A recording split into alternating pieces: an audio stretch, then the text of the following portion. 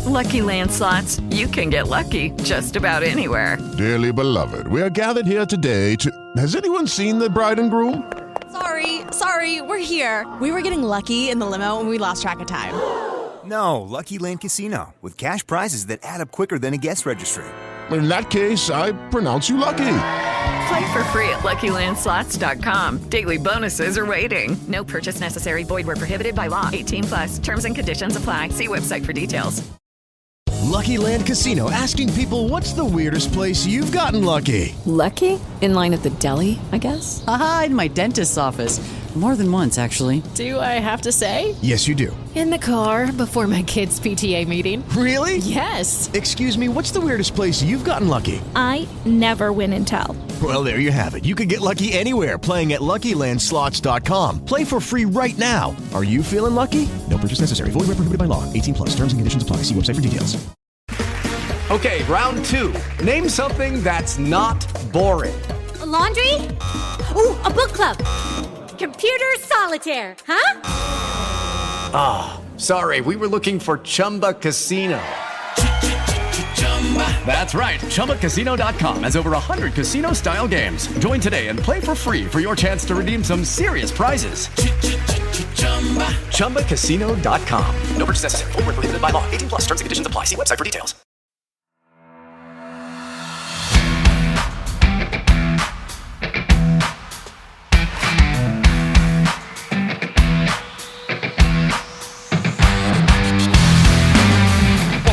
Wrap Podcast, the place to catch up on all the regional and national rugby in Wales.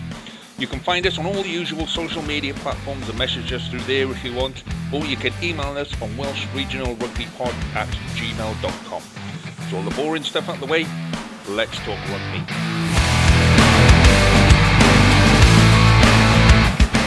Hello and welcome to this week's edition of the Wrap Podcast with me, Lee G, and joining me as always, we've got a full crew this week. We've got Rhys, Carwyn and Jamie. How are we, gents? Good evening, well, guys. Thank you. All right, how you doing? It's a bit difficult to say how are we all, isn't it? Because it's like the most depressing week in Welsh rugby ever. But we're gonna try and make it a little bit light art. Well, not going to make it light-hearted. There's no point trying to say we're going to make it light-hearted. We can't. So let's start with drink of the week. let's stick to the basics. Yeah, let's start as we mean to go on. So Jamie's promised us a proper beer this week. Something proper, classy. What have you got, Jamie? Absolutely. Well, it's Italy week, of course. So I have got a Peroni. Nice. And it's not the bog standard Peroni. This is the red label Peroni. This is proper Italian stuff. Proper shit, this is, boys. What's the difference? Is it brewed in Italy or something? What's the difference? Brewed and bottled. It's just the proper one. This is what you get in Italy. Whereas the one we do here is just, brewed here. And it's that sort of thing. But yes, it's proper stuff. Very nice. Proper stuff. Okay, very, very topical. Rhys, what have you got for us, mate? Well, I was hoping to go first because I thought it could only get better from me, and I've just got a Carlin tonight. I'm in my shed drinking. This feels like when I was 15 years of age. Hiding in the shed and hoping no one catches you. You're going to shotgun it. He'll be on the White Lightning next. There'll be a can of White Lightning under there, won't he? No, he didn't fancy drinking tonight. That's why he's on the Carlin. Yeah. Well, the 2020 just out the shot. Yeah. Carwyn, what have you got, mate? So I've got the old Birra Moretti, Italian Birra Moretti, which is brewed by Heineken and made in Edinburgh. So, so I can enjoy this tonight. But it sounds Italian. It sounds Italian. Yeah, cool. Well, I've gone classic Welsh. I've gone for a bottle of SA.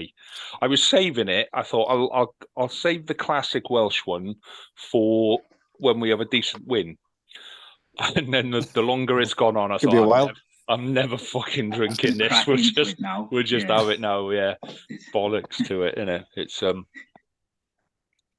yeah, but it's got that proper beer taste that you only get on a Cardiff floor.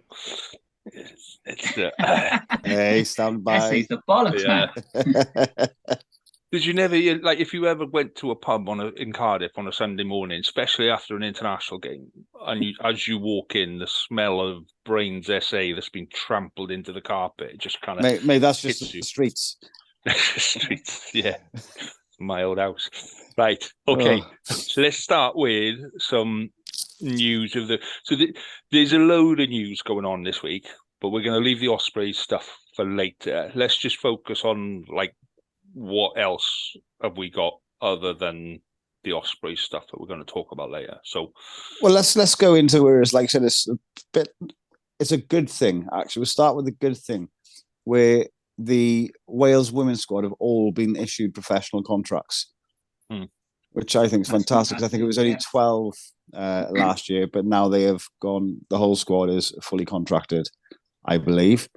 So that's only good for Welsh rugby. It's good for the younger generation coming through to see that there's a pathway into, a good sporting career if they're lucky enough to get there and work hard to get there. That's fantastic. That's great news, isn't it? And that's on top of they did that financial feasibility about a female Lions tour, and it's come back as a positive, isn't it, as well? And that can only be good for women's rugby as a whole. That's what I think it bodes well. I think I'd go. Yeah, I would absolutely. It bodes really well for the game. And I think Sean O'Connor has been announced as kicking coach for Wales women today as well. So he used to be Wales under-20s, and then he went to Dragons Academy, didn't he? And now he's gone to Wales. So it looks like there's one part of the game in Wales where we're actually getting our shit together. Yeah, I was about to say that the WRU actually getting women's rugby right. That is the one thing they are currently getting a grip on at the moment, and you got to give credit where it's due, I think, on this one. So yeah, it's good news, isn't it? So that's the good news out the way then. Well, what else have we got? That was brief. It was brief, wasn't it? Well, it was nice. Yeah, it lasted a short period. So who have we had confirmed as leaving this week, and who's rumours and who's staying? I haven't heard anyone confirmed as staying yet. No, well, I'll start with the Ospreys. So the rumours, obviously, as we all aware, is Nikki Smith. Nothing in concrete yet, hasn't been signed. But obviously, Toby Booth came out in a week saying there is one player who he is going to lose, who he doesn't want to lose. I think we can assume at the moment that is Nikki. There was reports there today in the paper there of Reece Webb not happy with the situation, being offered a lower sum and wanting to move on, possibly to Japan. And obviously, I think the story there about Joe Hawkins was quashed there, wasn't it, by Rob Baxter at Exeter. So that's the only three at the Ospreys I can think of at the moment. But then who knows with everything that's going on at the moment? It could be retirements, it could be all sorts going on. So we'll wait and see. I'm hearing there's going to be a lot of retirements where players at that kind of later end of their career are just not. Nobody wants to take them on at that higher rate. And do you want to move your family halfway across the world to Japan for 2 seasons and then come home? It's a massive change. So I think a lot of players are going, we'll take retirement. That's what I'm hearing. It'd have to be a big remuneration, wouldn't it? It'd have to be a big payout to go to Japan and like you said, like displace your family for a couple of seasons. I guess some of the Japanese sides can offer those sort of prices. Depends on the player's feasibility. Yeah, no, absolutely. But would you take your family and go? I mean, I personally, if it was me as a player, I'm used to traveling. For the last couple of years of my career, make some extra cash, set me up. Absolutely. Good luck. If you're coming towards the end of your career, the families come first. If you can get it, yeah, absolutely. Yeah. And let's be honest, I think I speak for all of us, but there's no hard feelings to anybody, trying to find a contract wherever they go, isn't it? Because the short shelf life of a rugby player, and then just to go on for the rest of their life, the money's got to be earned, isn't it? And there's been some heartbreaking, things we've all read on Twitter. I'm thinking of Willis Halaholo and the stuff he's put out. Really low. Just absolutely breaks your heart. Yeah, I think we forget about the human element in all this, because at the end of the day, they're just like us. They've got mortgages, they've got families, bills to pay, mouths to feed, and we've all seen the tragic story of Willis Halaholo over the weekend. It's so tough for him, and people like Jack Dixon and Christian Dacey as well today has been speaking about it. It's just awful, isn't it? And you can't blame players one bit for moving on, looking elsewhere. No. So no, absolutely, and I'd like to say, like, you know, Lilo and Willis are just like you know, Cardiff legends. Like, and you of know, no course, true Cardiff fan yeah. would all wish them well. Like, and hope they do well. Okay, And I think Dimitri Arhyp's in the same situation, isn't he? yeah, From what I was he's saying out for the rest of the season, I believe. Yeah. Lots of players are in there. That's the reality. A lot of players are. And yes, really difficult situation for all involved. Well, Jared Evans had been linked to Harlequins, hasn't he? Mm-hmm. Yeah. And Llewellyn's confirmed as leaving any Gloucester. Yeah. Gloucester, yeah. I don't get the Jared Evans move. Why would you want to go as a backup to Marcus Smith? That's what they're calling it. You know, he's a class operator on his own. You know, he should be going there as a starting 10 or to any team as a starting 10.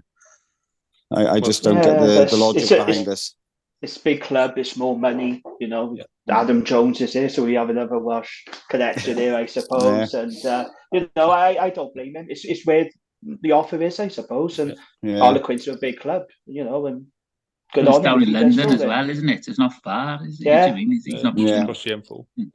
But you know, Marcus Smith is highly likely to be involved in the England setup for quite a period, with a World Cup and then a World Cup layoff and then Six Nations.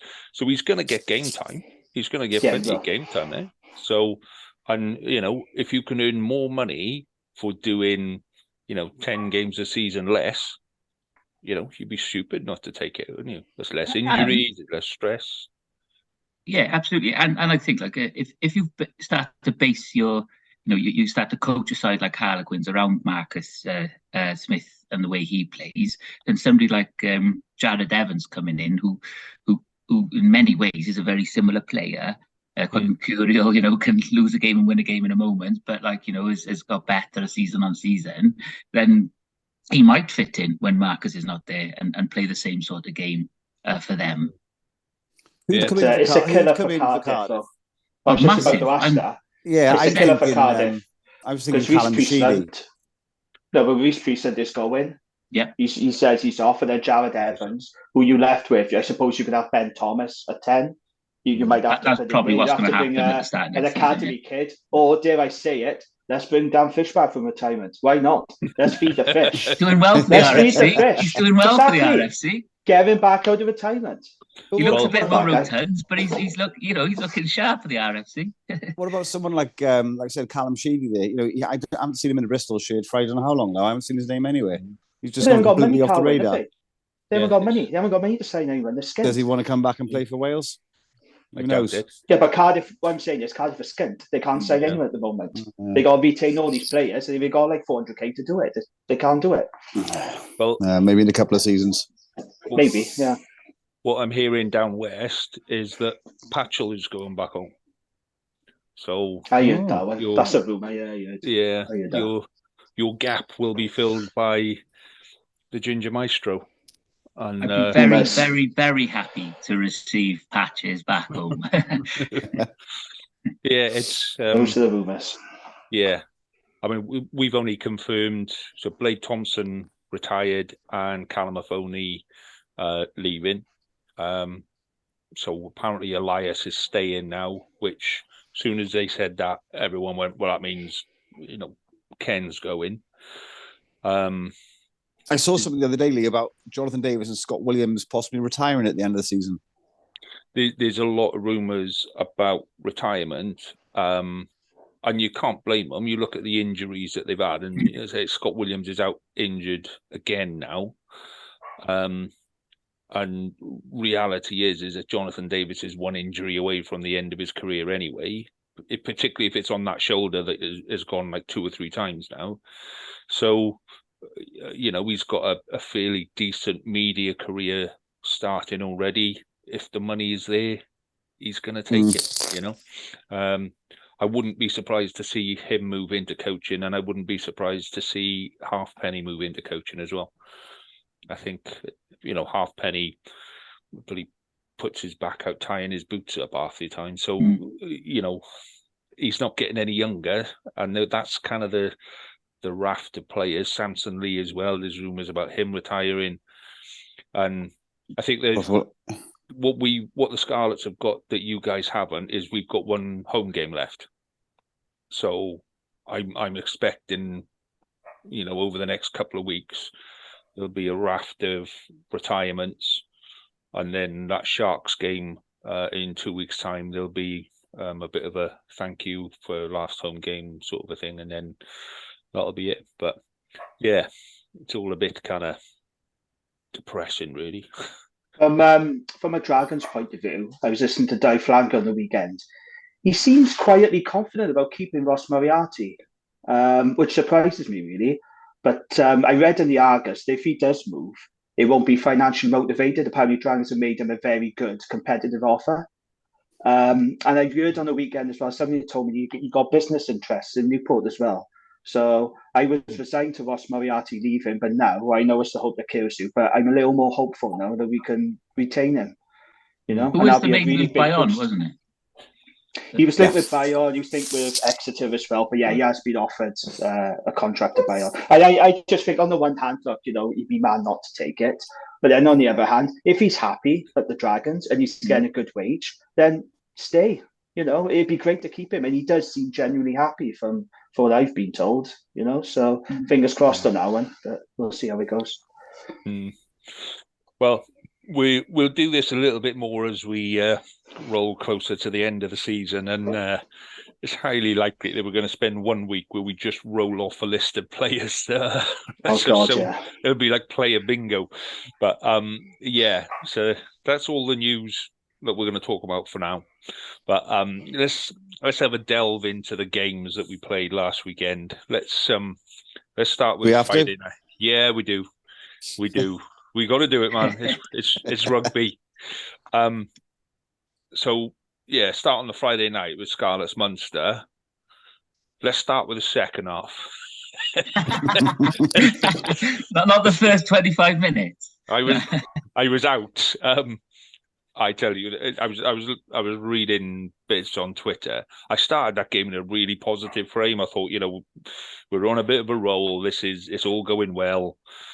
First couple of sets were quite defensive, and then you could just see them starting to push our defense back, and you could see it building and building, and they were just throwing offloads, and it's like they had super glue on their fingers. And I don't think they made. I think in the first half they made 2 handling errors for the whole of the first half, and it was just superb from Munster, and you couldn't but help sit there and just go, Scarlets were actually playing quite well. Defensively, they were playing quite well. They were aggressive, they were together, they were tight, and they were still leaking 5 tries. That's how good Munster were in that first half. And then the second half, oh my God.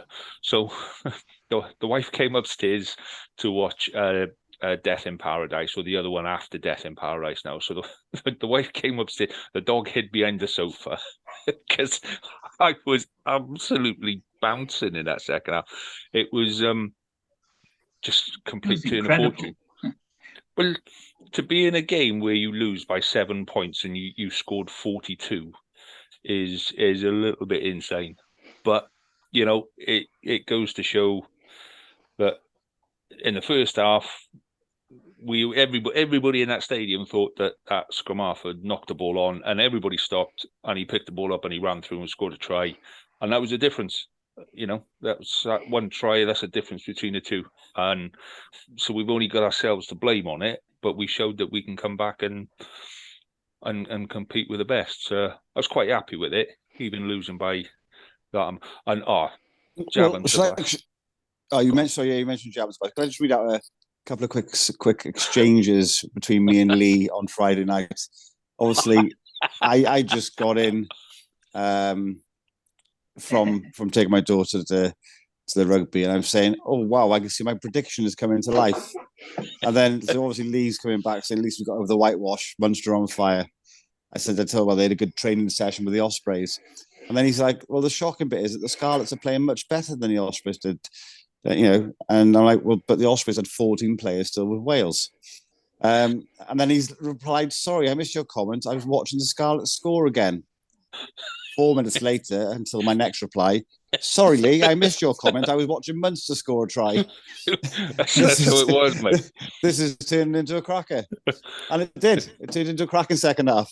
Yeah. What a game. Yeah, what a game. So, the one worrying thing is it was brilliant, wasn't it? But Munster scored in so many different ways. Like they scored off, through the backs. They scored tight in the forwards. They sort of exposed, if you like. I know. Scarlett came back and exposed Munster in many ways, sort of thing. But the damage was done, wasn't it? But what a second half and what a comeback! And you wouldn't put past them to actually do it at the end, would you? It's just like, oh my God, it's going to happen. But, I'll hold my hand up now. At the end, I was really hoping they would have won that game. I just go for it, boys. Just shut up, you liar. No, no. Don't you? You do know this is recorded. He's lying. Able to go back to this, Fooling no one. I just wanted a bit more positivity for Welsh rugby. That's all it was. To think about the Scarlets trying to win a game, just like for the whole general population. And that last little play, and we started like underneath our own post, and we were working our way up the pitch, and then fucking Javan Sebastian knocked the ball on, and then decided to do a belly flop over the top of the ruck. But he played well. He did play well. Played okay. He's not. I don't rate him as high as some people do. I don't think it's a bad move for him going to Scotland. Put it that way. We said that at the start of the season that we were expecting him to go, so it's not horrendous. But we got people like Harry O'Connor coming through, his brother Sam O'Connor coming through in the front row. Kemsey Mathias is playing really well. He's good. Yeah, we got a good crop of agile, fast kind of props coming through, and I think that's the kind of game we're going to play in the future. So, yeah, I wasn't very complimentary to him on that last kind of 5 minutes, but that's what rugby's about, isn't it? I have to say though, as a complete neutral, I mean, obviously though, it would have been great if Scarlett had pulled that come back off, because that would have been one of the great all-time comebacks. I absolutely loved this game. I really did. I thought it was tremendous. It had everything. When you consider in the second half, Munster were 42-14 up, and you're thinking that's it now, it's done.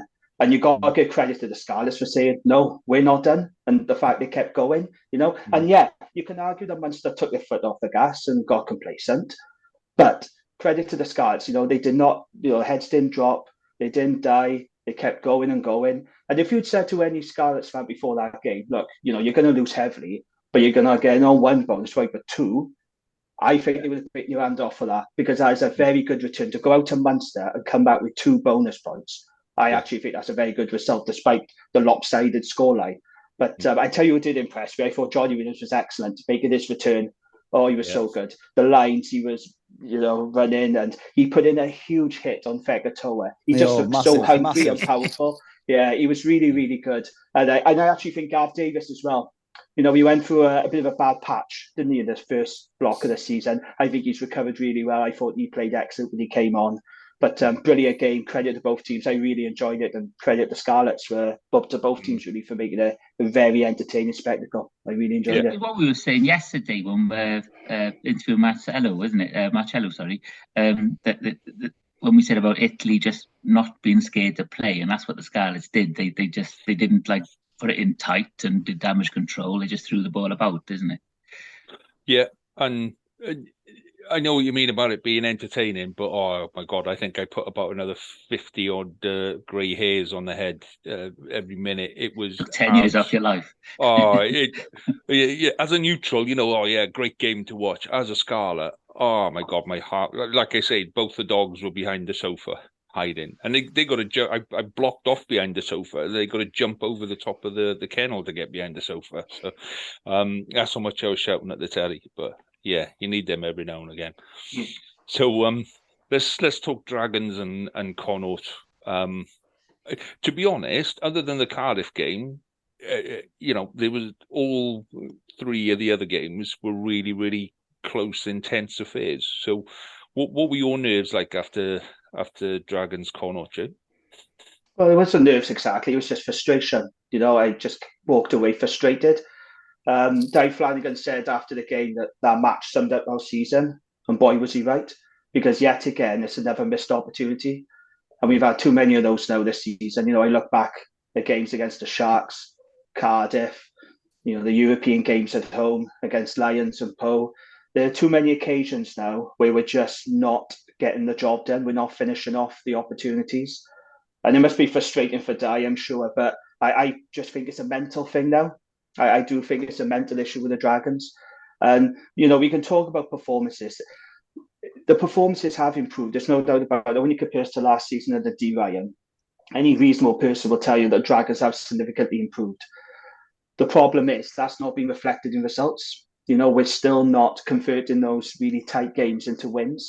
And that's why we're 15th in the table. We're still the worst team in Wales because we just cannot get over the line when we really need to. And our game was there to be won. And look, we were down to 40 men. We started really poorly, as we have done a number of times. We're down to 40 men, and we played better.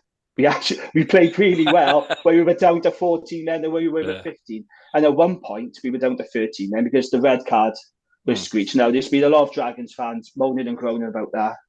I've got no problem with that decision. At the end of the day, it's shoulder to head, and it's a red. Yeah. So you may not like it, you may not agree with it. It's pointless talking about intent because intent doesn't come into it. It was shoulder to head. He had to go.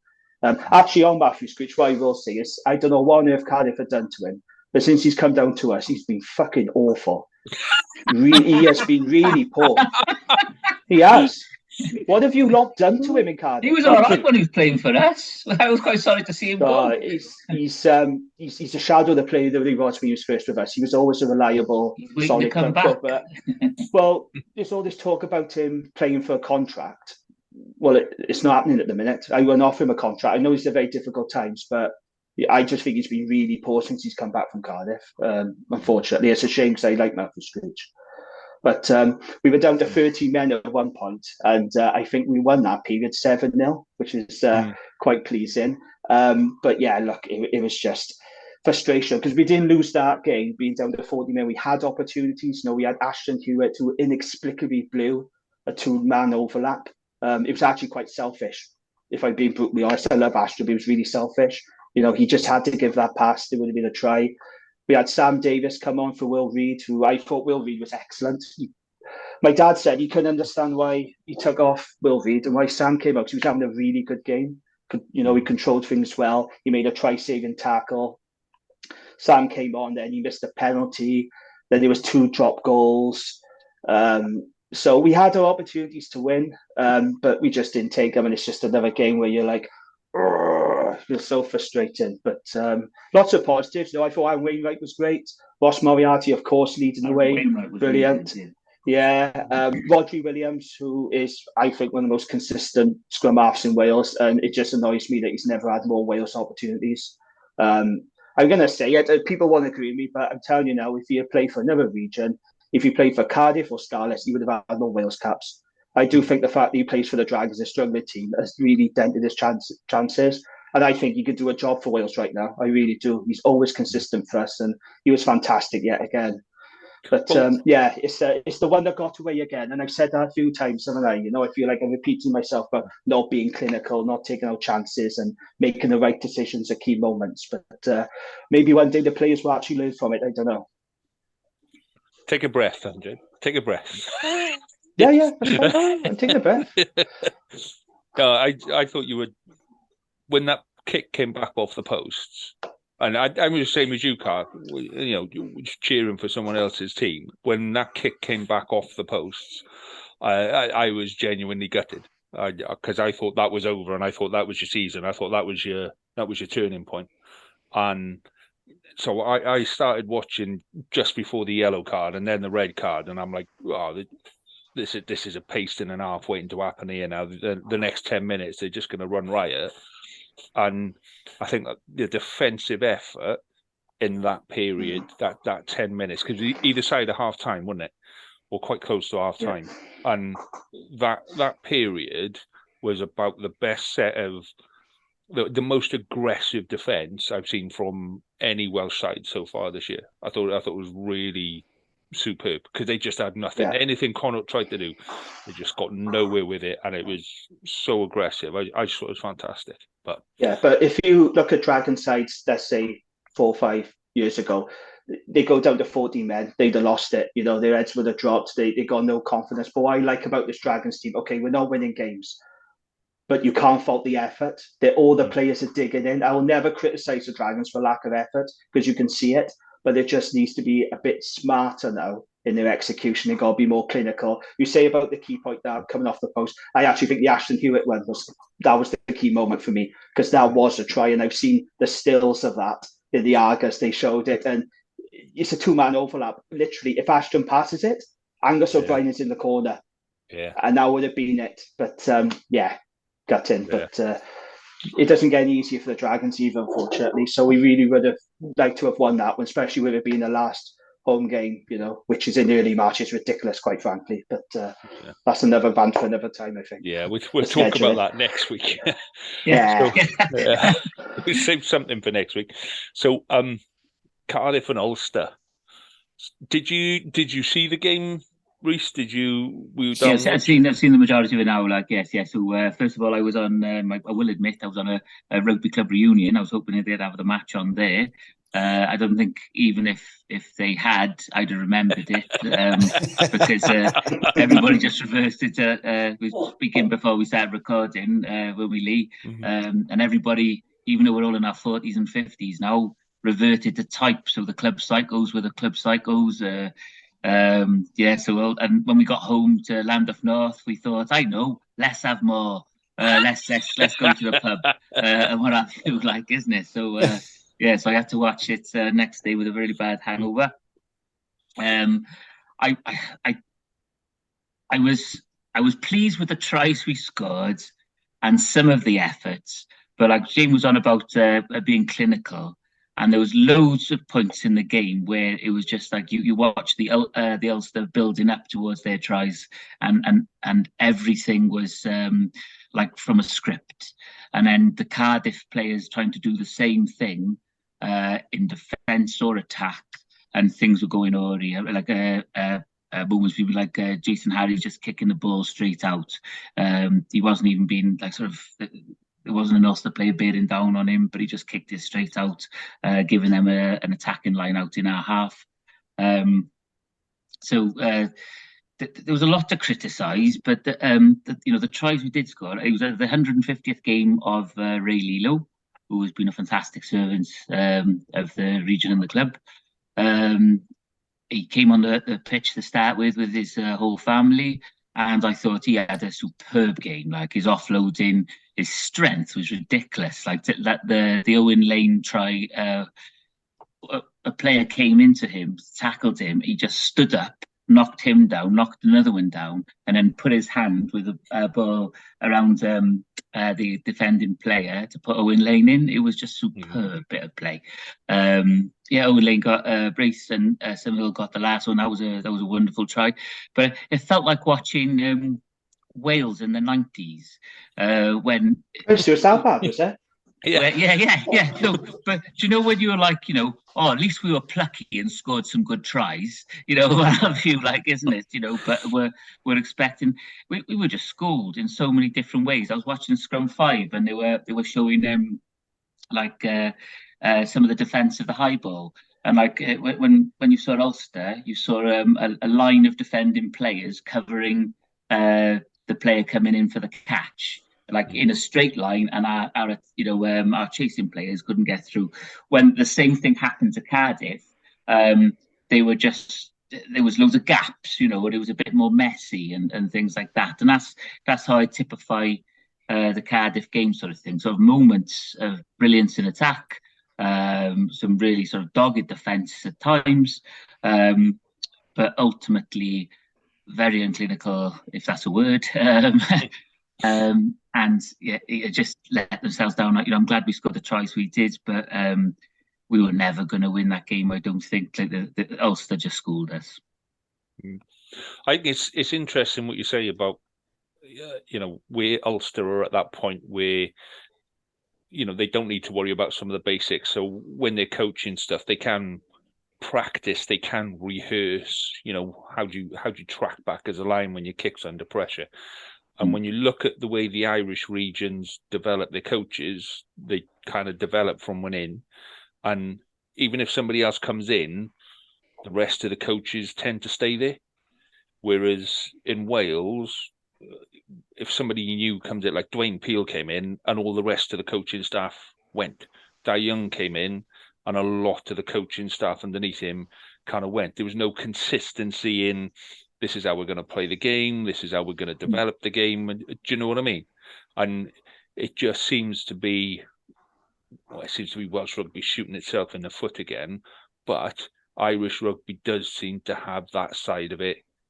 So they understand how they're going to play the game. They understand, this is what we can expect. This is our basic structure, and this is what we're going to do. Did you see the Leinster 5-yard tap penalty? Yeah, it's cracking. Yeah, old school.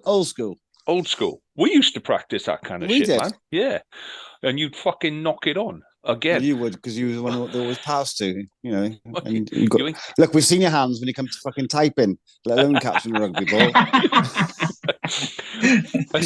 My point is that you when you get to a level where you can practice 5-meter penalties and you're practicing kind of tracking back on a kick, you've got the rest of that game kind of licked. You've got it sorted, and you don't need to worry about the other bits. And I just think they're a step ahead of us on all of that at the minute. Oh, massively. Like, it was just just as an aside, like on Saturday morning, I watched some Super Rugby, and I watched the Waratahs v Fijian Drua, or Fiji Drua. I hope I'm saying that right. And what a messy game! There were moments of brilliance again and stuff like that, isn't it? But I was expecting more from Super Rugby, I think, like, isn't it? So sometimes I look at like the state of Welsh rugby or even British rugby and think like, oh, it's in the doldrums. But the top Australian side against the Fijian region. The Kiwi games are better quality. Watch the Kiwi games. So when you watch Chiefs Crusaders, they're actually pretty entertaining. The Australian games so much aren't particularly good, if I'm being honest. But that's just my personal opinion. But they're well presented, though, aren't they? The way that the game is staged, it's more of a spectacle, more of an event. Yeah. Have they still got the hot tubs around the outside? Did they get rid of the hot tubs during COVID? The Waratahs. Didn't see any hot tubs. Yeah, didn't see any. They used to have. There was an Australian stadium that used to have hot tubs around the outside. They had like 3 or 4 hot tubs all around the outside, and just random pissed Australians would just go and jump in, strip off in the middle of the game and jump in the fucking hot tub. You say that. You imagine doing that at Cardiff Arms Park. No, I was about to say, I remember Scrum 5, Phil Steele being in a hot tub before one of the games. I do. Now, I don't know if it was, I think it might be Parker Scarlets, actually, me. No, I think it was. I think it was Parker Scarlets. It was at one of the regional grounds. He was live in a hot tub. Do you remember? I do remember, yeah. I'm not making this up, boys. It fucking happened. I'm telling you, it happened. It's South Wales. Right, he's our next guest. Let's get Phil Steele. Let's find out more. Fucking blue by the time he'd get out. You'd be like a fucking shrivel. You'd get out. You'd turn to ice in fucking Parker Scarlets, mate. Oh. Anyway, let's talk about the Ospreys game. Let's talk about Ospreys Benetton. Let's take us through your okay. Take us through your view of that game, can't we? Firstly, it's the commentator's curse. This just before the game. Nice stat for you guys. Ospreys have never lost to Benetton at home. There's number one. All right. So that got me going. Sorry. That got me going. I should have laughed at that. You're right, apologies. Yeah. Sorry. Yeah, I was very unbalanced, Jamie. Sorry. just moving on. Firstly, our first try, it was a lovely try to watch. From the fours at the rucks, bang through the hands. It was like watching a nice try in motion. And then we fell apart. Now, I don't know what happened. There was some, great individual performances, some good individual performances, starting with Rhys Davis, Sam Parry, Kieran Williams, and Iestyn Thomas. First start for the Ospreys, I thought he was. Sorry, honestly, Hopkins. Eston Hopkins. Come on, Carl, you should know this, mate. Oh, look, this is I should be Italian. correcting you on this. Yeah, this is my Italian. This is my Italian Scottish brewed beer. Sorry. So yeah, so Eston Hopkins. Very impressed with him. Very impressed. Absolutely, he was fantastic. Just watch the way he runs as well. He had a bit of the Christian Cullens about him. He just reminded me. How old is he, Carwyn? How old is he? He's about 22, 23. Oh, fair play. One for the future then, definitely. Yeah, absolutely. His footwork was amazing, wasn't it? It was. It was fantastic. That one line break he made. That line break was incredible. You know the one I'm on about, don't you? Yeah. The line break. But yeah, it was really good. During the game, though, I mean, Benetton were all over us. We didn't offer anything. If we were running, we were throwing loose balls. We weren't supporting players. Like there was that instance where Kieran Williams smashed through, but he kept on driving through, but there was no one there. It's like they didn't expect him to get so far. And the support wasn't there. I say balls were being thrown left, right, and centre. They needed to come back to basics. All the kicking away, just needed to calm themselves down, regroup, and move forward. And Benetton scored. They scored a lovely try under our sticks. I think they won disallowed there for a forward pass of a smidgen of a forward pass. Obviously, I was glad it was disallowed. And then we had a little fight back there in the last sort of 10 minutes of the game, which we could have won. So much pressure, on young Jack Walsh there, right on the corner, and he bangs it against the bar. I mean, I felt sorry for him. It was a very difficult kick from a very tight handle. I did feel for him. I was gutted for him, but there's so much going on, and I keep going back to we've got 14 players in the Welsh squad, but really? they released. You should have mentioned it. It's been a full 5 minutes since you mentioned that last. I know. It's just. Well, I mean, what are those 14 players going to do against Italy? Same they've done against the rest of the Six Nations. Anyway, moving on. No, I was just disappointed with the result. I was hoping I put a little tweet out the other day. Hopefully Cardiff will lose and the Dragons will win and the Scarlets will lose and the Ospreys will come level with Cardiff on points. and onwards and upwards. But that dream's been smashed out of the park. So. For me as an Ospreys fan, all I've got forward to look to now is Europe, and I'm looking forward to playing the Saracens with a full strength squad, and hopefully we can get some of that form back that we did have from Christmas over the Christmas period. Because I tell you what, there's nothing else to look forward to at the Ospreys at the moment with all these rumours going around, is there? You're playing the Saracens. We're playing. Did you see them Sale beat the Saracens? We're playing Sale. Sale beat the Saracens on the weekend. That's right. Yeah, I was a good game there. Tompkins played, didn't he? But I don't know if he had a great game or not. But going into that with the Ospreys, you mentioned about Morgan Morris there. Up until this point, he was on a good game. He got clattered. He was on the floor, and I was timing this. It was 2 minutes and 20 seconds until he was pulled off that pitch. Yeah. And he made another kind of like he was involved in a tackle and he took the ball into contact. Yeah. Yeah. No, I'm sorry, but you compare that to the French medic the other weekend there who stayed on the pitch and said, no, he needs to come off, the people in the stands saw it, the commentators saw it, the people at home on TV saw it, I'm sure the coaches saw it, but the medical staff would have seen it. And that is where the point where someone gets that message onto the pitch, get him off right now. And even the ref should have seen it and picked it up. Player safety, player welfare, that should be top priority. Yes, absolutely. How is this still happening though? I don't understand how this is still happening. Lessons are not being learned today. No, they're not. They're not. And Lee mentioned earlier that Boothie stuck a tweet out and it shows the impact of the skull being hit and the brain wobbling inside the skull. I haven't read the whole article yet, but I will do. But it just shows the impact it has on these players, not just on their health, but for the game, for them, for their return to plays. There's a huge impact on it. Huge, but obviously the player comes first, and he should have been off within 30 seconds, not 2 minutes, 20 seconds.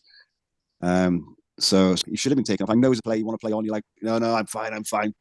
But when it comes to head injuries, sorry, this is the time now. The choice should be taken off you, isn't it? You're full of adrenaline. You want to carry on and things like that. And and it's been spoke about for a long time now, hasn't it? You know, people know the crack. Get him off. Welfare. Next boy on. And actually, Harry Deves, who came on, I thought he had a superb game. I thought he was into everything. Another young player. I like him. Really like him, Harry Deves. Yeah. The difficulty for the referee with that was that there was no natural break in play. In between, that's where you've got to stop play. You've got to stop it regardless of where it is. But that's what I mean. There isn't anything in the regulations that says if a player goes down with a head injury, what do you stop? Where do you stop it? And how do you restart the game? Oh, that's easy. You stop it with the players injured or where the last play was, and then you reset as a scrum to the attacking team. It's simple. You don't need a 10-page policy for it. That's what should happen. But the next break in play after that was the Benetton try, and that's what I mean. It's all. There's got to be something in there where somebody, the TMO or somebody, can intervene, or not even stop the game and just say, right, that player needs to come off, and put something in place where, you know, a player can enter from behind his own goal line or whatever without the play stopping. Do you know what I mean? Yeah, but all players, no player is going to begrudge the game being stopped because someone's got an injury, head injury. You know, they know how serious it is. So regardless, because you can't see the diffuse, you don't know if they would have scored a try or not. Game stopped, play on. Yeah, I think the disappointing thing was, like you said, that there was nobody in the officiating team, not even the touch judge. That was, you know, it was after a line out. The touch judge was level with where the contact was. So he would have seen the player on the floor. He would have seen him getting up groggy. He didn't interfere because he's got microphone communication with the ref. You can quite clearly see it on the pictures on the telly. So the TMO hasn't interfered. Even if that referee hasn't seen it, there's at least two members of the officiating team that will have seen that and should have intervened. They should have said... Yeah, of course they should. And it's, you know, with everything that's going on at the minute with, the lawsuit, the lowering the height of tackles and all of this, somebody somewhere needs to take responsibility for that and put their balls on the line and say, actually, like you saying, Risa, but the French guy the other week who just stood there and went, that 6'8", 22-stone guy needs to come off for a HIA, and he's just told me he's not coming off, but I'm not leaving this pitch until he goes off. You know. But like you say, it's not just. It's about obviously this contract situation. It had it with what's his name from the Dragons, Dixon. Yeah, Jack Dixon. You know, he was injured. He's out for the rest of the season. Player welfare. You know, and we don't know when he's going to get a contract next season. And then obviously Morgan Morris now injured, out for a couple of weeks, an important couple of weeks maybe not because of the Six Nations. But what happens next season? What happens next season when they shrink from a squad of 50 or 55 down to a squad of 35? You know, and the players are going to be under more stress more often. There's going to be less time for, you know, we saw Di Flanagan earlier in the year take Angus O'Brien out and said he needs an extra couple of weeks off. You're not going to have that chance next year. You know, it's really, really concerning from a player welfare point of view of how that plays out next season. Well, especially when you've got 14 players in the Welsh squad who'll probably be still in the Welsh squad come the Rugby World Cup. 3.5 minutes, Carl. 3.5 minutes with that one. I'm going to start timing you. No. But it's true. It's true. It is true. It is true. It is true. So, Jane, what do you reckon about smaller squad sizes next year, head injuries, more pressure on players, more stress on players? How do you see that working out? Well, we had a message from Progressive Rugby who wanted us to talk about this issue. They did start off by talking about Morgan Morris, but we've just covered that. Another distressing incident is exhausting, so they were clearly unhappy with that. But they've asked us to talk about the reduction in squad sizes. Now, from what I can see, going off the information I've seen from journalists on Twitter, we know that Cardiff's senior rugby squad is going to be cut to around 36, 38, and that's down from the current 46, which I think is similar to what the Dragons are operating at the moment. The Dragons have the smallest squad at the minute out of all the regions, so they'll be roughly in line with that. Dwayne Peel said it's going to be a reduction down to 38, 40 players, and that's down from around 46 players. And Toby Booth, this is a big cut. They're going down to 36 to 38 players, down from 50. So we're going to have, severely cut and reduced squads. And Progressive Rugby have just said, apart from the heartbreak around job losses, you've got key players desperately seeking employment in a saturated market. They're worried that player workloads are going to increase, and that's going to increase, obviously, more head injuries. They said players in the Welsh regions need to have mandated game limits, mandated contact training, and protected rest periods as a matter of urgency. We wanted to put this in your mind, and I hope you discuss in the podcast. So they've got grave concerns about the reduction in squad sizes. And I have to say, I do share those concerns, because my concern is what happens when a Welsh region has an injury crisis. And we've seen it before when a Welsh region has 20 plus players missing through injury. And if you count on top of that Welsh internationals, where are all these players going to come from? What's going to happen there? Now, on the one hand, you could say, well, it's more academy boys that are going to be brought in, given an opportunity. Is that really safe? Because Are these players ready for pro rugby? Are they conditioned? Are they primed? Can they handle the rigors of pro rugby? We don't know. Some of them are clearly not going to be ready. Some will step up, but some might not be ready. So it's a massive concern of mine. What happens when we have all these injuries and international call-ups? And I don't know what you lads think about it, but I think it's going to be very, very challenging to operate not only on reduced budgets, which are going down to 4.5, but reduced squad sizes. And there is, for me anyway, and Progressive Rugby and others, there is a serious player welfare concern here, isn't it? Yeah, this I think is where there should be like a... Sorry, Rhys, this is where I think there should also be a full break during the Six Nations. Because like you say, you're seeing your home games, your last home game for some of us here, for the Dragons now in March. And to have that break would give those players some of the rest that they actually need before going into the latter stage of the season. I mean, there's one option. I don't know what you guys think. There have been breaks though, isn't there, around the international period? I will just point that out. There have been breaks, but I know what you're saying. Every time now, there isn't it that we do need. Yeah, that's one way. But I mean, what else can we do? On the point of the academy boys coming through, and the danger there, you mentioned a few of those points, didn't you? Is manifold, isn't it? It's the physicality, are they developed enough physically? Because we've got some young boys coming through, like that could be put up against, in Europe or something like that. Some of the bigger boys, and of course, Korsman picked it up, didn't he, on Scrum 5 when he said, the coaching has to be spot on. For them to step up to this, and the danger there is not only sort of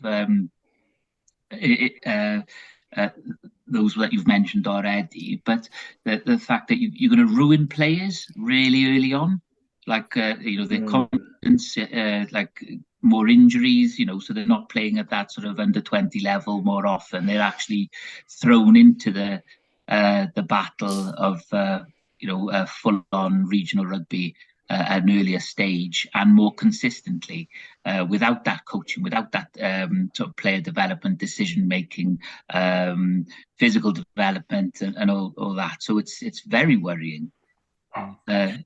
So what I've been told about academies is that academies they won't be a breeding ground anymore. They'll be a holding place. So the younger players will go back to the feeder teams, and they'll do the development. And then academy contracts will be for players who are potentially at the top of the feeder teams. So they're ready to step in straight away. Yeah. So, which is all well and good for a couple of seasons, but then in 2 to 3 seasons, those boys who then are on academy contracts will either be in the first team, they'll be first team squads, or they won't be academy anymore, because you can only have one academy contract. And then you've got nothing coming up behind. the whole point of the academy at the minute is that you've got this consistent flow of people, coming through up to senior team, and they get time to develop, they get space to develop, they get the extra coaching. And my understanding of it, and it may be wrong, but that's what I've been told, that the academy will be for game ready players, and that's it. So essentially it's for semi-professional players who can step in at that level, and that'll get us through a couple of seasons. But I then worry about the bombshell that comes up later. But then you've also got, realistically, in a squad of 36, 9 of those players are going to have to be front row players. Realistically, that's where most injuries occur, in the front row.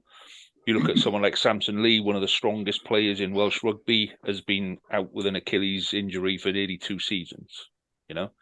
So that front row is really, really key. And I can see. Well, did you see Llanelli last weekend? So not the Scarlets, the Llanelli team called the game off because they didn't have enough front row players. They've had to postpone that game. Progressive Rugby make a really pertinent point here, because you're talking about workloads. Now, don't forget, we're having our squad slashed. In Ireland, the likes of Leinster, Munster, Ulster, they got big squads, they got deep squads. They can just rotate players at will. Now, the Welsh regions are not going to have that benefit. So you're going to see more players playing more games. They won't have the opportunity to rotate because they just haven't got the squad depth. And that's a big concern, when we get injuries at national call-ups, the academy boys, what if they start picking up injuries? I honestly don't know how the WRU can expect their regions to be competitive with paltry budgets of 4.5 and reduce squad sizes with kids.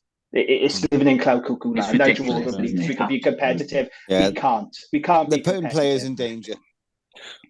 But the thing is with this, right, is I'm mid-40s now, whatever, and I stopped playing the game when I was 25, something like that, 25, 26, just because of injuries, and then I moved away and I got a job and weekends and that kind of stuff. So I stopped playing relatively young, but I can still remember games where coming off the pitch and I had to check what the scoreboard was because I didn't know what the score was and I couldn't remember who we were playing. Now that was at a junior level. That game was at the junior level, as in what we now call Division 3, probably. And so the impact of all of those concussions that I had back then, I must have had 4 major concussions when I was playing. And I'd be back playing the next week. One of them I carried on.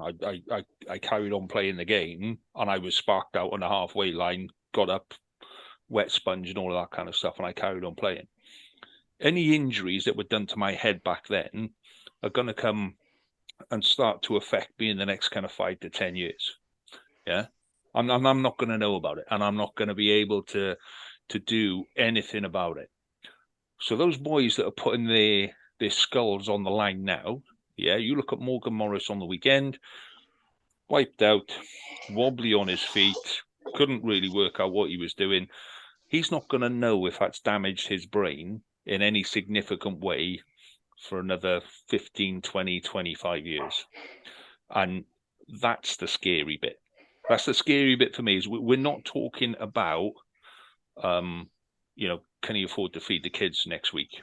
We're talking about when you get to a middle age where everybody's forgotten that you used to play rugby, where everybody pretty much doesn't care who you are, and you'll be in that situation where he may well be, sitting there watching telly and he has a bleed on the brain caused by what happened last weekend. And they're not thinking that through. We're now going to put players under more risk of that happening. We're going to put players under more risk of not just it happening more often, but more risk of it being serious and happening more often. And that's a scary bit for me. But can you imagine this though, guys, right? This could be any one of our teams, but let's just say the Ospreys, for example, right? Can you imagine the Ospreys, Carwyn, going to South Africa, You've got 15, 20 players injured. You've got no Welsh internationals with Wales. Can you imagine going there with kids and academy prospects going to South Africa away against teams like Bulls and Stormers? Now, that to me is a huge, huge risk and a safety concern. Yeah. Can you imagine that having to go there against full strength South African teams with kids? Yeah, it's you wouldn't just wouldn't want it to happen, would you? And that's regardless of the result. Again, it's player welfare, and I don't think the welfare of players has been looked at or looked after in at least the last 15 years, at least. And they're still in Wales. I say in the Northern Hemisphere, I think we're still way behind where we should be. You know, I know that obviously you've got the boys coming out now with the dementia and everything else that's going on, and rightly so, they're bringing it to the forefront of the game. But it needs to be talked about more. You know, I think sports doctors, sports physios, they need to come onto the media and say what's going on and what needs to happen. You know, and be it within. I just say? Oh, sorry to interrupt. On that point, Progressive Rugby, I did actually ask them, would they like to come on at some point to discuss the concerns around the game and about the squad sizes, and they said that we can get in touch with them, and so we might be able to make that happen actually to get someone from Progressive Rugby to talk about that. Because I was say, even like within the unions, within the 4 home unions, if it's not happening at that level, then it needs to happen at governmental level, where Sports Wales become involved perhaps as well. Because it's not just rugby; it's football injuries, football head injuries. It's a lot of sports where the athletes have to be looked after. Because at the end of the game, like I say, we know it's a short period of time you're playing the sport, and you've got to look after yourself and you've got to look after your families. Where do we go? I think this is something that we throw out to the listeners, and really like to hear your stories about head injuries, and I'd like to get listeners' thoughts on head injuries and all that, and we'll come back to it at a later date, because it's not going to go away. It's not going to get any smaller. So still on the Ospreys game. We'll park that one for next week. Let's light the firework. No, let's not. I'll tell you what. Hang on. Before you start, let me. So I put a tweet out on Sunday, and some Ospreys fans took it the wrong way. Yeah. So before I light your firework, right? I am not. Somebody said that I was gloating about this. I'm not. Yeah. I'm a rugby fan. Yes, I'm a Scarlets fan. And when we talk about what happens on the pitch, we rip the piss out of each other because, that's the way it goes. And it goes 2 ways. And that's just the way it's always been. But with this stuff, Well, I had to come up with a new name for you. It wasn't Razzie, it was Rasley. I'll get the videos. But I just want to say to Osprey support, and some of them have been really kind on Twitter today, and said, now this is bigger than, and it is. This is more important than rivalries and Scarlets and Ospreys and all that kind of stuff. And off the field, you guys definitely got my back in. And like the touch paper, everybody stand back. The floor's yours, Car. Off you go. Well, I don't want to dwell on it for long because it's been going on for so long now. Merger, no merger, rumours, not rumours, truths, lies. No one's coming out and saying what's exactly happening. There's all this thing about the region definitely merging, where they're going to possibly have a split of each region takes 6 to 8 players. First choice, Ealing get the other 13. Obviously, there's a lot of money in Ealing. What we need is for the board or the CEO of the Ospreys to come out, like we spoke earlier, Jamie, to shut this story down. Not, we'll wait and see what's happening because of the contracts. No, the fans want to know. Without the fans, you'd have no one coming to watch you. They wouldn't. There's no point in having a region. You need to come out, shut the story down, and tell us what's happening. You're going to merge, or you're not. We want to know. It's that simple. There's no point in dwelling into the rumours that's flying around on Twitter, on Facebook, in the papers. Everyone can pick up and they can see what they like from that. We need the Ospreys CEO to come out online or a written letter in the papers say this is what's happening. Yes, we're staying as the Ospreys. No, we are merging. It's that simple. I'm not going to go on any further. I'm furious, as I'm sure all the Ospreys fans probably feel the same way. And when we went to regions 20 years ago, it was new. We all the fans in Wales had, went their own ways from their own particular clubs. Obviously, Celts. Oh my God, Celtic Warriors. They got shut down and players went off to other regions. But we're past that. We either stay. We have 4 regions. We work it out. They're better funded. All 4 regions are better funded, and we take it from there. So regions, player welfare. It's very simple. But we need someone to come out from the Osprey and say, no, this isn't happening. I don't care how much money they got in Ealing. I won't be going down there to watch them. And I can't see myself. I live in Cardiff. Yeah, I go and watch the Blues every now and again because it's right on my doorstep. But the Ospreys are my team. I've been Neath and Ospreys all my life, and that's I don't want that to change. And it'll be heartbreaking for the fans. It'll be heartbreaking for the players.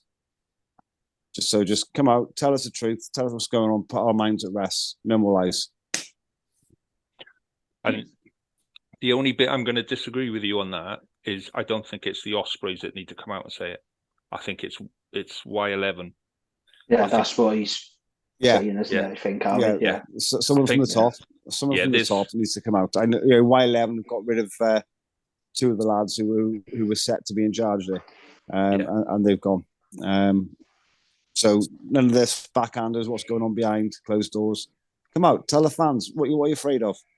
Yeah, but we should just say that Rob Davis, the chairman, Anthony Cole Johnson, and Paul Wapp are the directors at the Ospreys. Now, they have come out on Twitter and they have strongly denied it, which on the one hand is fine, but who are the majority shareholders at the Ospreys?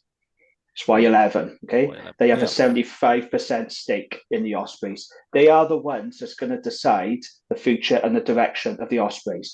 And I cannot understand for the life of me why Ospreys just can't put out a statement from Y11 to say, look, we are aware of these media reports, because this story is gaining traction now. Steph Thomas reported it first in Wales Online. Yeah. Then we've had Neil Fissler followed it up a couple of times in the rugby paper. Now Alex Bywater, who is a credible journalist, has done really good work, sort of writing about the WRU and holding them to account. These are good journalists, and he's followed it up today in the Daily Mail. This story has legs, okay, and it's not going to stop, is it? It's continuing unless it's quashed, to run, unless quashed. Exactly.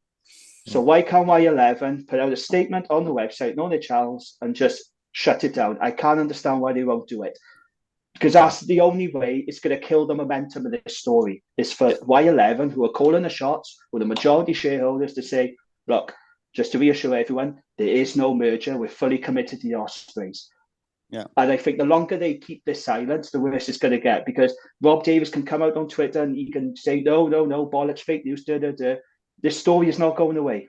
It's not going to go away anytime soon. So they need to shut it down now, Y11, before it carries on getting momentum. Yeah. Think about the fans, think about the players. By the way, I don't want this to happen, because I think it's a load of bollocks. This whole Ealing thing is absolute nonsense. I want 4 fully funded professional teams in Wales. The idea of Swansea, Wales' second city, not having a pro team, that's just fucking ridiculous. It's ridiculous. It's absolutely ridiculous. Absolutely. Where is the market for Ealing in London? I mean, this Sita Stadium is only like 2,000-3,000. Yeah.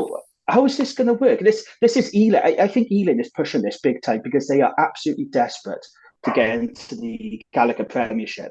And they don't want them. They keep getting rejected, don't they? All because of the ground size, isn't it? Serious spending. Yeah, and he's got serious spending power. Ealing have got big plans. They're very ambitious, and they're getting frustrated. And I think they're really pushing this. Well, they keep their ambitions to the English Premiership. It's simple. Yeah, no. But when you get people saying, "Oh, it's rubbish, it's fake news," I'm sorry to say, it's not as simple as that. There is more to this story. Something is happening behind the scenes. And I know Ospreys fans, some of them are just like, no. I think actually there is something to this, but we need Y11. If I was an Osprey fan, I would be saying, great, I've heard from Rob Davis, I've heard from you guys. I want to hear from the guys calling the shots. I want to hear from Y11 right now. Cut it off. I don't know. Absolutely. Y11 they're a finance company. They're a finance company that invests in sports teams, but they're a finance company. Yeah, the guys in charge of them have done sports degrees, but they've also done finance degrees. They're not there because they love the Ospreys. They're there because they saw an investment opportunity to make some money from running the Ospreys, and then in a couple of years' time, running them into the ground. Yeah, and that's the shit bit, mate. Yeah, that's the really, really shit bit. It's in the second biggest city in Wales, yeah, with all of the investment that's in Swansea and all of the money that's floating around Swansea. Why are the Ospreys not able to, even if they went and redeveloped the Knoll, even if they bought something on the outskirts of town and redeveloped a smaller stadium, a 15,000 seater stadium that's there. Do you know what I mean? The money should be in Swansea. This is a money issue. It's not a rugby issue. Yeah. The Ealing, the head office of Ealing is on fucking Knightsbridge, for God's sake. Yeah. The guy's a multi-millionaire. So I don't know if you saw with it, they've set up, so you've got Ealing Trail Finders, and then you've got London Trail Finders. So that's been set up recently. The two, the husband and wife that run Ealing Trail Finders were on the board of London Trail Finders. Is it Mark Ward, who's director of coaching at Ealing Trail Finders, was on the board for about 2 weeks and then resigned. There's something weird that's going on, but it's financial. Yeah. And it's all about the money, mate. It's all about the money. As far as I can see, they can keep the money and keep themselves over the other side of the bridge. Don't want anything to do with them. If they want to play in the Premiership badly enough, they've got the money, build their own stadium and stay there. Worcester? Why Worcester, for fuck's sake? If they'd have wanted it bad enough, they could have bailed out Worcester or merged with Worcester. Wasps, fuck it. Wasps, they used to be London Wasps, and Ealing are based in the centre of bloody London. Why didn't they buy London Wasps? It's really, really frustrating because from a finance point, this is more to do with the Welsh economy than it is to do with the Ospreys. Yeah, this is more to do with, and all the stuff that's going on with the WRU. It's outside of rugby. It's political. It's much, much bigger than what we talk about on here. And unfortunately for us, and for a load of those fans that are rightly going nuts, and I know they need something or someone to focus on and vent the anger against. The people that they need to vent the anger against, one of them lives in Singapore, one of them lives in Canada, and one of them lives in the north of England somewhere. I booked my flights. Yeah, but that's what, do you know what I mean? These guys don't care about that club. No, of course they don't. These guys care about the money, and that's it, and end up. And we have lost that connection. Like Cardiff has still got the connection. Scarlets have still got the connection. We heard from Buttress the other week, where the people that are running those clubs and involved in those clubs have been with those clubs for a long time, and they care about those clubs, and that's what Ospreys is missing. And it used to have them with, what's his name, the building guy that used to run it. Mike Cuddy, yeah. That's where all the money came from, and the glory days and all. Well, that's another story, isn't it? Yeah, but he cared about the club, didn't he? He cared about it.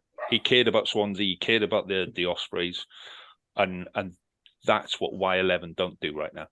They couldn't give a shit. Anyway, listen. I think we should cut that there. See what progresses this week. Fucking hell. All right, see what comes on this week now, and take that up after we lose to Italy. Sorry, after we beat Italy next week. Yeah, we're going to go for some predictions, boys. Oh my God, it gets worse. Because I'm depressed. Yeah, well, we did have. I said I was going to look for the under-18s results, didn't we? I tell you what, you boys talk about Wales, Italy, and the under-20s for a second, and I'm going to see if I can find the results from the 18s games on the weekend. Okay. So should we just do our predictions for the matches, lads? Right, because obviously I know you boys went into depth with Marcello yesterday. So yeah. Can we get some predictions starting from the east down to the west? We'll start with the Dragons there. Well, look, I'm really nervous about this, and I've never been more nervous about a Wales-Italy game as I am about this one. The good news for Wales, well, it's actually shit news because I really like this play, but Ange Caputo has been officially ruled out today, and we did talk about that, did we, with Marcello, and I did say, do you still think, yeah, you say that, but he was still very confident that Italy would win without him. But it is good news from a Welsh point of view. But it is rubbish that we're not going to see him because I love watching him. He's a great player. And I partly he is. I like watching him. But look, this is a huge banana skin for Wales. It really is. The thought of us winning a wooden spoon, as I said on the pod yesterday, when you consider all the fanfare and the positivity that's around Gatland's return, to go into a World Cup year with a wooden spoon, it's disastrous, I think, and it's just going to cause an almighty shitstorm on social media. The Welsh media, as we know, is just going to go into overdrive. We have to win this game, and I don't give a shit if it's 3-0, if it's high scoring or low scoring, if it's ugly. I think this is a game Wales have to win, but we have to be positive. We have to get a squad selection right. Let's chuck the youngsters in. I don't care anymore. I've always been conservative, as you know, throughout the Six Nations. I just think I got to the point now where let's give it a crack. Let's be positive. And if we go down fighting, so be it. So I still think, having said all that, the Wales are going to win this game. I generally think we will win. I'm not saying it'll be pretty, but I do think we'll win. It's going to be a narrow... the positivity to come from over a Newport. You like it, but thank you. Cheers. Thank you for that, Reece. I am going for a Wales win by 6 points. Oh. Wales win by 6. Come on, in, Reece. Yeah. Well, I wish I could feel like that. So I'm going to bring the negativity now. You're so negative, or you Cardiff, lad. Yes, we are. I'm going to say, oh my God, I'm going to say Italy by 5. Oh no! Oh, mate, Jimmy, like reading all this stuff, like. Just watching them play, and maybe we shouldn't have spoken to Marcello, like, isn't it? Because he was very knowledgeable about all the Italian players, wasn't he, sort of thing? And he gave an overview of his view, and he's persuaded me. So yeah, it's more than a banana skin. This is a game. It's not a banana skin because a banana skin makes me think like we should win the game, but I think they are favourites. Like, maybe they just look like the better side at the moment, I think, isn't it? From our performances and their performances, they look like the better side. And can somebody tell me, I was trying to think just then while you were speaking, Jamie, and this is a sort of place I don't want to go, but when was the last time Wales got whitewashed at the 5 or 6 Nations? Was it like mid-90s? Because I think we won the championship one year and then got whitewashed the next year. I want to say, if I was to guess, I'm 2003. sure. Yeah, I was going to say it was under the Steve Hansen years, so it would be probably 2003. Oh, but with Steve Hansen, we had a whitewash as well, is it? Okay. I would say it's likely. I know Gab Jenkins, 2007. No, we beat England. We beat England in the last game. It's not 2007. And I was just about to say that... we had a bad year in 2007. This is our worst Six Nations since 2007. But I don't know off the top of my head about whitewash, but I would guess it's in the Steve Hansen years, I would say. Yeah, okay. Yeah. When Wales didn't go for touch. Oh, no, that was... I was there. Was that 2007? Yeah, it was, wasn't it? Yeah. I was at that said game. You got time. Oh, he said you had time, and then Alfie went fucking nuts with him, didn't he? That's it. Yeah. I was going to say about Italy. Sorry, what I was going to say, can they handle? They are favourites, right? That's fair enough. But can they handle being favourites? Because don't forget, this is a very unusual position now for Italy to be in. They're normally never expected to win. All of a sudden, they've got this pressure and expectation on them now. People they beat Australia at home, didn't they? Yeah, they did in the autumn, but they are big favourites for this game. And the question is, can they handle pressure. I don't think they were favourites to beat Australia going into that autumn international game. But that would be the question mark I'd have over Italy. Can they handle being favourites? Can they do that expectation? I'm going to say they can't, and I think I'm going to say Wales are going to win 24-18. Well, you negative lot, you are. No, Wales are going to win. I said Wales are going to win. Wales. Sorry, Wales are going to win 24-18. I was going to say it. I'm like, mate, we could be playing All Blacks. I'd say Wales are going to win, so it makes no odds. You always say Wales win. I'm never going to bet against them. Is it? I think I'm a blind optimist, but Carwyn takes us the whole new level.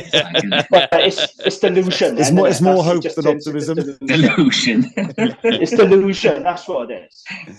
Oh, dear. Go on, Ellie. Yeah, I can't find the results from last weekend. What's your prediction? Come on. Yeah, no, I was looking for so last weekend there was the under 18s where they split them into two sides, and then Wales Wizards or whatever play the Scottish Blues or whatever. So I was trying to find those, and the women do it as well. Couldn't find them, but that'll come at some point. So for this weekend, I'm gonna go Wales by 18-15. So Wales win by 3 points, kick in the last minute. I think it's going to be an absolute turgid game. I think it's going to be ridiculously... a lot of nerves on both sides. I'm hoping they close the roof because there's meant to be snow and all sorts of shit for the end. Oh, no, we're in Italy, aren't we? We're in Italy. That's right. That's Italy, right. So that'll play into... at least it'll be a decent... there'll be no excuses, but I just think it'll be a really, really shit game. Just to go back to Reese's question, I have looked into it. Yes, 2003 was the last Wales whitewash. Yep. Right, okay. I've had that confirmed, yeah. Let's win, Wales. Come on, boys. Come on. Yeah, absolutely. Right.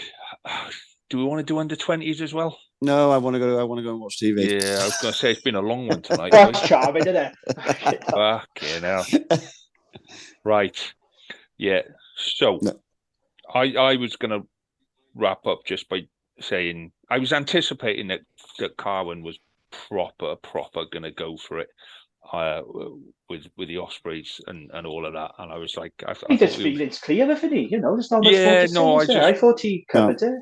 I was going to pop to the co-op and all sorts of stuff while he was ranting. No, I don't want to come across as someone doing video analysis of the pro game in Wales. I don't want to kick off and have loads of abuse on Twitter. I just want to be honest, and hopefully Y11 will be as honest as the fans have been. Well, I saw a tweet earlier, which was somebody kind of what's that? The Mel Gibson one where he had his face painted. Braveheart. That's the one. So it was like a piss take of that, but like you can take our clubs and you can take our players, but you'll never take our love of rugby and all of that kind of stuff. And I just thought that'd be a good way to finish tonight. That you can take what you want, but you can't stop us enjoying the game, and you can't stop us enjoying the rugby. And on that note, gentlemen, I will bid you farewell, and we shall catch up again next week. And lads, cheers, boys. Yes. All the best, gents. All the best. Have a good one. Ta-da. Have a good one. Ta-da.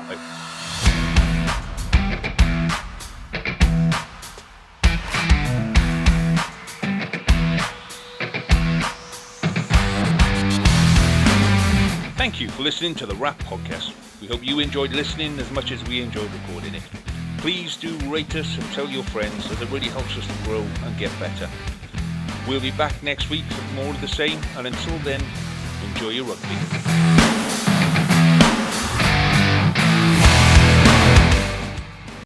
Sports Social Podcast Network. Step into the world of power, loyalty, and luck. I'm gonna make him an offer he can't refuse. With family, cannolis, and spins mean everything. Now, you wanna get mixed up in the family business. Introducing The Godfather at ChumbaCasino.com. Test your luck in the shadowy world of The Godfather slot. Someday, I will call upon you to do a service for me. Play The Godfather, now at ChumbaCasino.com. Welcome to the family. VGW Group. No purchase necessary. Void where prohibited by law. See terms and conditions. 18+.